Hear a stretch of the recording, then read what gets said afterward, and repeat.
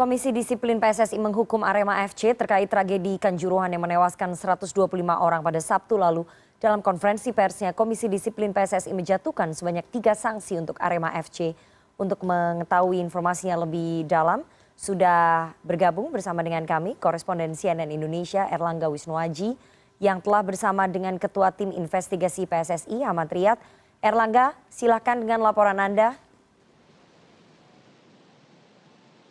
Ya Rifana, memang betul bahwa tadi seperti informasi yang sudah disampaikan sebelumnya bahwa Komisi Disiplin PSSI sudah menjatuhkan sanksi terhadap klub Arema FC, Ketua Panpel dan Security Officer Arema FC terkait tragedi Kanjuruhan Sabtu malam pada tanggal 1 Oktober lalu. Dan saat ini saya sedang bersama dengan Bapak Ahmad Riyad, Ketua Tim Investigasi dari PSSI yang mungkin bisa menjelaskan bagaimana proses investigasi yang dilakukan oleh PSSI terkait dengan tragedi di Stadion Kanjuruhan pada tanggal 1 Oktober lalu. Pak Ahmad Riyad, sebenarnya temuan dari tim investigasi PSSI bagaimana sih Pak? Karena investigasi yang dilakukan oleh tim PSSI ini kan hanya sebatas law of the game saja kan, sebatas penyelenggaraan pertandingan. PSSI juga dengan Komdis, timnya bersama untuk menginvestigasi mengenai apakah law of the game-nya dilaksanakan atau tidak oleh Panpel.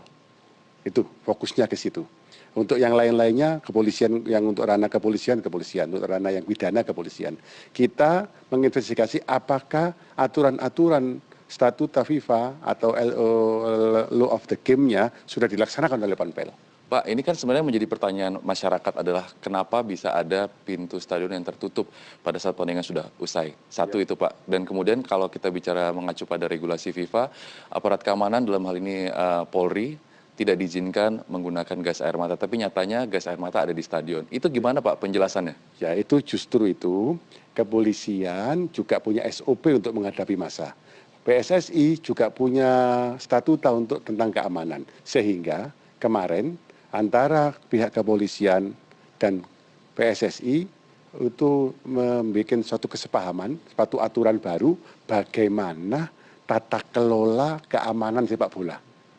Ini maraton, ini kerjanya maraton. Kita mengapresiasi tindakan Kapolri yang memerintahkan cepat agar ke depan tidak ada lagi miss antara pengamanan kepolisian dan pelaksanaan pertandingan. Harus seirama berlaku seluruh Indonesia.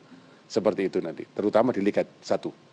Itu kan pelajaran yang bisa diambil dari tragedi kemarin ya Pak. Cuma pada saat kejadian kemarin di Stadion Kanjuruhan, sebenarnya miss-nya di mana Pak? Kenapa panitia pelaksana bisa sampai tidak membuka pintu stadion di menit ke-80 seperti aturan? Kemudian apakah security officer Arema FC ini tidak koordinasi dengan polisi bahwa mereka tidak diizinkan menggunakan gas air mata di dalam lingkungan stadion? Itu kan pertanyaannya ya, Pak. Betul, itu jadi kewajibannya yang berhak menegur dan berkewajiban menegur itu adalah security officer.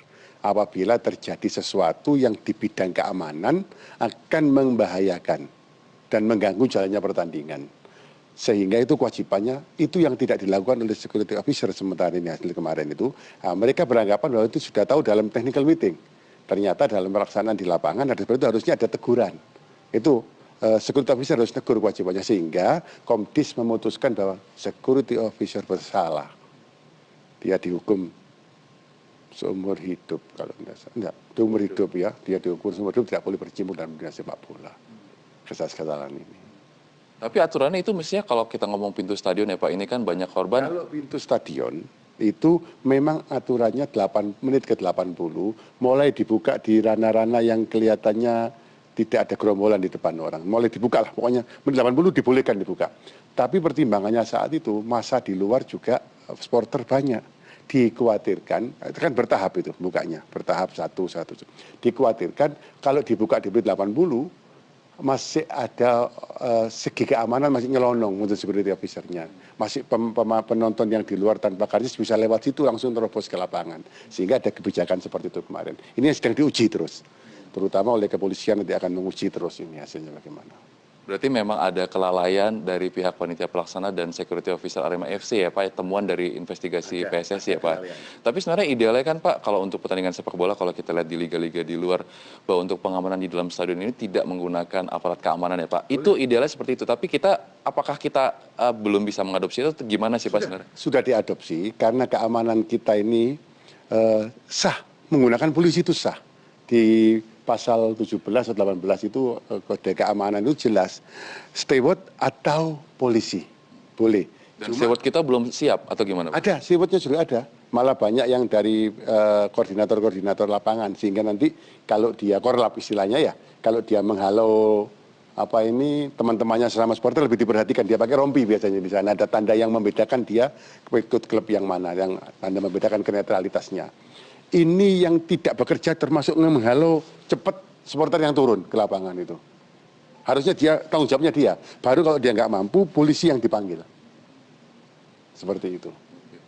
Terkait penggunaan gas air mata nih Pak, saya penasaran sebenarnya kalau dari pihak security officer Arema FC itu mengasih tahu nggak sih Pak ke petugas keamanan Polri untuk tidak boleh bawa gas air mata ke... Ini kemarin kita ketemu Panpel, sampai ngomong sudah diingatkan, tapi bentuk ingatnya kan harus jelas. Ada saksinya apa, di forum apa, itu yang dikaji oleh kepolisian juga. Berarti format barunya kapan nih Pak kira-kira akan bisa Semoga ini niat baik kepolisian kita, dengan PSI format agar segera. Karena Presiden menyampaikan kan tidak bisa dilaksanakan sebelum ada format baru yang menjamin bahwa pelaksanaan sepak bola ke depan aman, tentram, dan menghibur.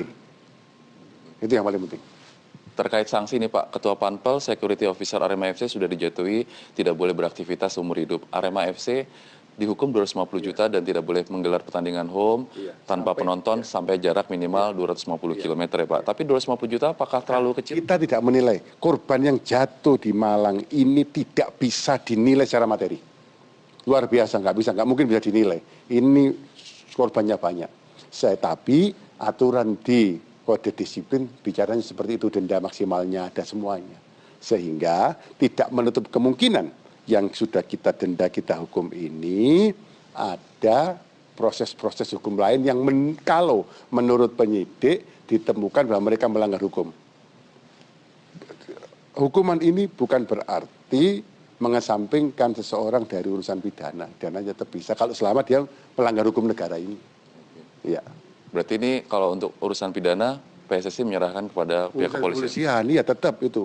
Untuk ketertiban keamanan itu tugasnya kepolisian untuk selanjutnya. Siap.